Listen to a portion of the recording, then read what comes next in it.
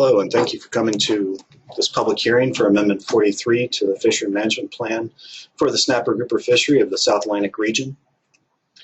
And these public hearings are to take comments on revising annual catch limits for red snapper.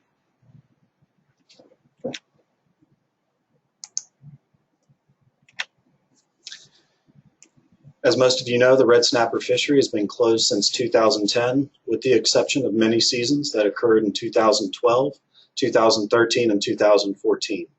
The recreational sector was open a total of 17 days, while the commercial sector was open a total of 122 days. The most recent assessment indicated the stock was overfished and overfishing was occurring, and this included information through 2014.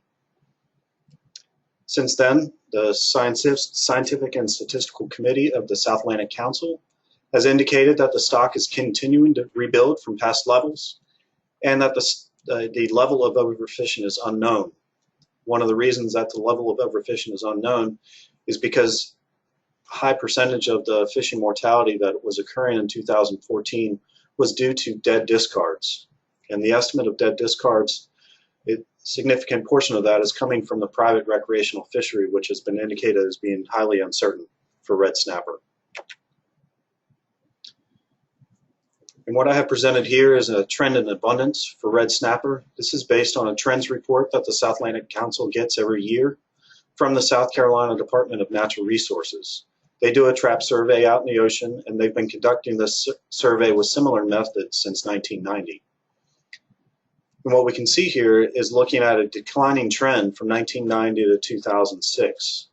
After 2006, there appears to be an increasing trend in abundance. Now in CDR 41, they didn't use this entire time series. They actually used a selected time series from 2010 to 2016. Presented here is just the Chevron trap index, using similar methods that were in CDR 41. However, this one is not combined with the video index as it was done in CDR 41. Overall, you can see that the trends in the Chevron trap index have been increasing. And here I have two different circles. The first circle from 2012 to 2014, that looks at the last years of the stock assessment CDR 41. And over that time period, it was indicated that the stock was overfishing. In 2015 and 2016, the right circle, you can see that that's much higher than those levels back then. And the difference between these two different average catch per unit efforts is 1.88. indicating that the population has potentially increased by 1.88 times. And that could be considered as an adjustment factor when we're calculating annual catch limits for different alternatives later on in this presentation. Additional background on Amendment 43. If you've been following the development of this amendment, has taken a little bit of a turn in the most recent time card. In March of 2017, the Council was looking at an options paper for Amendment 43. That options paper included 12 different actions. In order to have a season in 2018, the Council revised Amendment 43 and dropped it down to just one action. The rest of the actions that were included in Amendment 43 are now being moved into Amendment 46 for potential consideration. Some of the potential actions in Amendment 46 include recreational reporting and best fishing practices. And the reason these are being moved into a different amendment is they're going to require a longer time frame in order to develop, and wouldn't be possible to have a season in 2018 if these actions were included in the current Amendment 43. Information used to calculate previous annual catch limits. The process came from Amendment 28. And what the process used was looking at the total ABC and comparing that to the landings plus dead discards for the previous year. In order to do this, I'll give you an example. Looking at 2012, the ABC was 86,000 fish, and then the landings and dead discards in 2012 were 80,516 fish. Since that was less than the ABC, a season was possible in 2013, and we had a mini season that year. If you skip down to 2014, you look at we had an ABC at 106,000 fish, but the landings and dead discards were 205,859 fish. The following year, in 2015, we could not have a mini season because we had exceeded the ABC. This exceeding the ABC occurred in 2015, it occurred in 2016, and appears to be occurring in 2017 based on preliminary landings for the recreational fishery, which included data through through April, and the commercial fishery, which included data through June. So what would Amendment 43 do? It's looking at revising the process to calculate annual catch limits. Most notably, what it's looking to do is not use the estimate of dead discards in the calculation to determine whether or not the season will be open the following year. What they're going to do is set annual catch limits based on a historical landings period. It's also potentially going to enable mini seasons for red snapper with the recreational start date beginning the second Friday in July, and the recreational sector will be open Fridays, Saturdays, and Sundays. For the commercial start date, it would be the second Monday in July. The bag limits and trip limits will be the same as they were in Amendment 20 or during the mini seasons, and this was 1 fish per person for the recreational sector and a 75-pound trip gutted weight for the commercial sector. There would be no minimum size limit during these mini seasons. In order to calculate the different alternatives, we have a total of 5 different alternatives. Starting off with alternative 2, it used the average landings from 2012 to 2014, and we have the average landings listed there. These average landings came from the landings report provided to the Council by the Southeast Fisheries Science Center at the June of each meeting. In order to get alternative 3, we use that adjustment factor that we talked about earlier in the presentation of 1.88 in order to scale up the landings based on the change in the population size. Here, and that equals the alternative 3. For alternative 4, we used slightly different tack where we looked at the maximum landings that occurred from 2012 to 2014, and 2014 had the highest landings. That was 42,510 fish. Similar to what we did between alternative 2 and alternative 3, we scaled it up by a factor of 1.88 in order to get alternative 5. So what we have presented here are the different annual catch limits. Alternative 1 is using the process that I described earlier, where it's using the ABC from the previous year in order to determine if there's going to be a season the following year. So each year, the annual catch limit will have to be determined. For alternative 2, it would be a set value at 23,623 fish, and that's the average landings and numbers of fish from 2012 to 2014. Alternative 3 is that scaled up version from the average catch. Alternative 4 is 42,510 fish based on the highest landings, which occurred in 2014.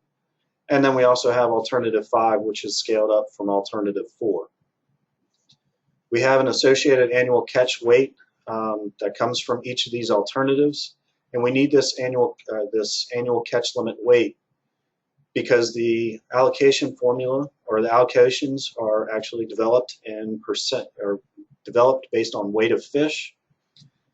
And based on these weights, the commercial allocation is 28.07%, and the recreational sector is 71.93%.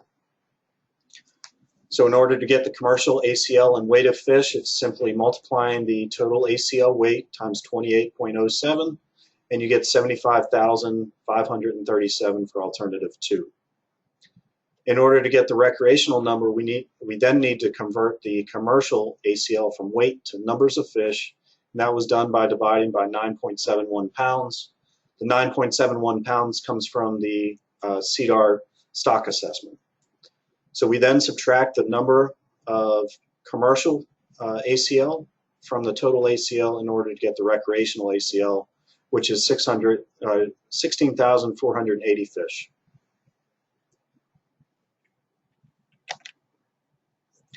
So getting to the most important part of this, predicting the recreational seasons. We have a table here of predicted closure dates and number of days open for the recreational sector, and we have it for each of the 5 different alternatives. Once again, alternative 1 is to be determined whether or not there would be a season or not. Alternative 2, under the predicted landing scenario, and that's simply using the catch rates from 2012 to 2014 in order to calculate the season. Under this scenario, the season could last from 4 to 28 days, depending on the alternative selected. There's also a high landing scenario, and the reason the high landing scenario is in there is because we recognize that the stock has increased, and the higher the stock level, the more likely or the more rapidly the recreational sector might be catching red snapper. And under this scenario, you can see that the season dates could last from 2 to 8 days.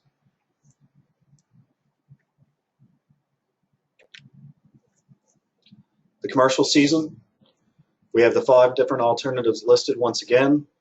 And under the predicted landings, which is just using the similar catch rates from 2012 to 2014, you can see that there would be no closure on alternative 3, alternative 4, and alternative 5. Under alternative 2, a closure would occur potentially on September 17th. Under the high landing scenario, we have closures for most of the alternatives except for alternative 5. Under alternative 2, the commercial fishery would close potentially August 23rd, and under alternative 3, close potentially on November 26th, and alternative 4, close potentially on October 21st. Now these dates aren't set in stone. Similarly, set in stone. They're based on the catch rates that would be calculated based on the reported landings for the commercial sector. The recreational sector is a little bit different in that these catch dates would be set in stone. They would be listed prior to the opening. However, if there is a chance a hurricane or other major weather event occurs during the predicted openings, the regional administrator does have the authority to change the dates for that. So there is the potential to have an open season in spite of a hurricane coming, so we can avoid those dates. The timing for this amendment, we're having the public hearings in August 2017, and we're going to provide the comments from the public hearings to the council in September of 2017. And at the same meeting, the council will approve it for formal review, in hopes of regulations becoming effective summer of 2018. The Amendment 43 public webinars. We have a question and answer session that will be held on August 3rd. That's going to begin at 6 p.m. On August 8th, we're going to have our first public hearing. That's going to be at 6 p.m. We have 2 public hearings on August 10th, the first one at 10 a.m. and then the second one at 6 p.m. In order to register for these public hearing, webinars, or question and answer session, please visit our website at southatlanticfisherymanagementcouncil.net, safmc.net. To provide public comments, you can submit those online at the website listed, or you can mail them through traditional mail and address it to Greg Wall, Executive Director of the South Atlantic Fishery Management Council. We will also take comments through fax, and if you have additional questions, you can contact myself, Chip Collier, at chip.collier@safmc.net. In order to be included in the public input overview for the Snapper Grouper Committee for the September 2017 meeting, we need to have comments by 5 p.m. on August 15th. However, if comments are received after August 15th, the council will still be able to view those comments, and they will be provided to the council through our online form.